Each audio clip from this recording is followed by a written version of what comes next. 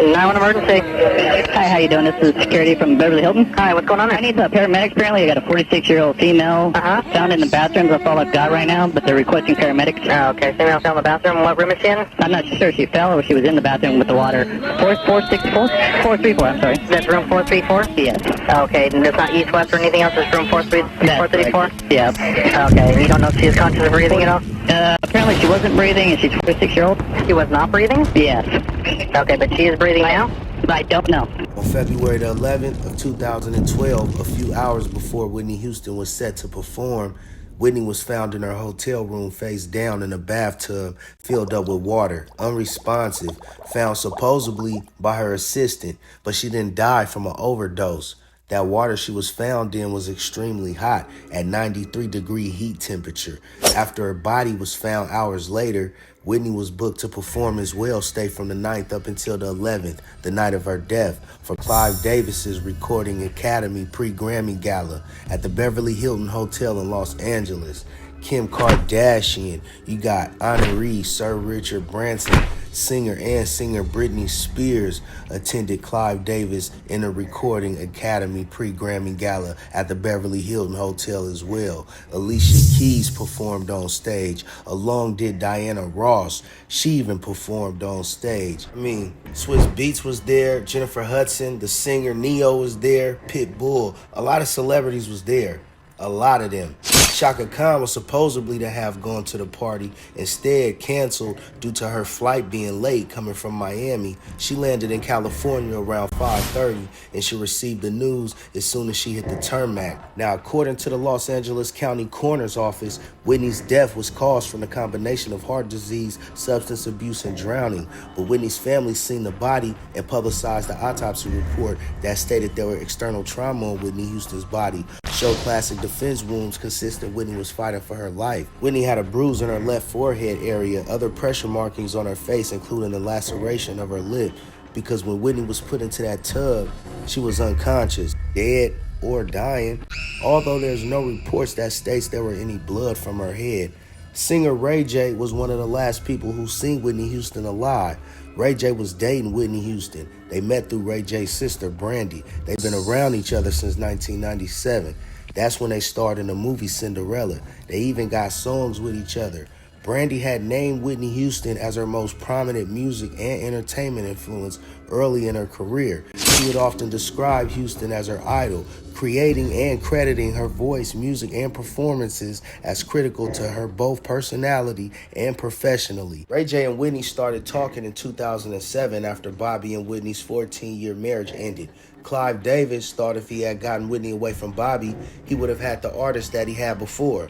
But Whitney didn't end up generating the money that Clive planned. And Clive was getting financially frustrated from Whitney's bold and defiance. This is when he began to make attempts on Whitney's life. There was an interview 2 days before Whitney was murdered of Clive Davis, Brandy, and Monica that Whitney interrupted by walking on the set and handing Brandy a note warning her about the wicked Clive Davis. And she also mentioned how she almost drowned twice earlier before she had arrived. And 2 days later, she's found in her hotel room that Clive Davis booked for her, face down in the bathtub. This evening, Whitney was seeming perfectly fine when speaking to her mother, Cissy Houston, at 3:15 p.m. According to the People article, less than 30 minutes later, hotel security was called at 3:43 p.m. when Whitney was found unresponsive in the bathtub by her assistant. Now, police arrived in her suite 2 minutes later as they were already at the hotel in preparation for Clive Davis's pre-Grammy Awards party. That evening is when she was pronounced dead at 3:55 p.m. Clive tried to cover this up, thinking this information wouldn't hit the media, with the results of this being the cause of her death. And his cover of the story just doesn't make sense, because there's another article saying that after Whitney's assistant went back downstairs to the party and had gotten Whitney's bodyguard, what kind of bodyguard was that? That he forgot to guard Whitney Houston? What was the bodyguard doing in the party? He was being complicit, staying out the way like the assistant who supposedly found her first. She informed the bodyguard and Clive Davis, of course, was acting like they didn't know Whitney's dead body was upstairs. But what really happened was Clive continued to not cancel the party, and her body wasn't removed until hours after the party was over. Before she died, Whitney had tried to do everything in her powers to receive ownership over her catalog. even re-signing with Clive Davis and Sony/Artista on her 35th year anniversary of her debut album, along with a specific clause in her contract. See, Whitney would only sign with them if she was given a key man clause. The clause stated that she could only work with Clive Davis and that she couldn't leave the company unless Clive walked away or had died. Clive had signed Whitney Houston at just 19 years old in 1983, which was the beginning of a musical partnership. Later on, Clive came out and said he didn't cancel the party because it was a tribute to Whitney. There was a Hollywood murder and a ritual that continued because Diddy threw an after party at the Playboy Mansion just later after Whitney's body was removed. Entertainment Weekly reported that Diddy was hospitalized afterwards due to a severe migraine that developed after he returned from the post-Grammy party he hosted at the Playboy Mansion. Ray J was caught running out of the back of the hotel, covering his face up. Whitney handed Brandy that note, and Brandy's face said it all as she read it. When she said she almost drowned twice, notice Monica said, "You did? Again?" insinuating if she knew about the attempt on her life before. Big insurance on Whitney's royalties began skyrocketing after she passed away, and that money generated straight to Sony/Artista Records. There will never be footage released from the hotel on who went in and came out of Whitney Houston's room.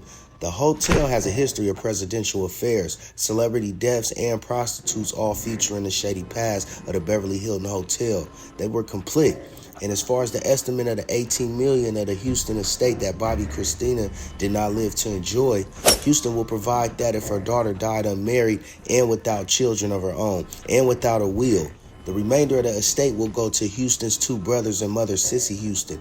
Bobby Christina was found under nearly similar circumstances as her mother 3 years after Whitney Houston's murder. Bobby Christina was found unconscious in a bathtub in her home in Roswell, Georgia, where her body was discovered by her fiance, Nick Gordon. Gordon also died from a suspected overdose 3 years after he was found liable for her death. On this journey to these murders being solved, all roads lead to Clive. But according to the Los Angeles County's coroner's office, Whitney's death was caused by the combination of heart disease, substance abuse, and drowning.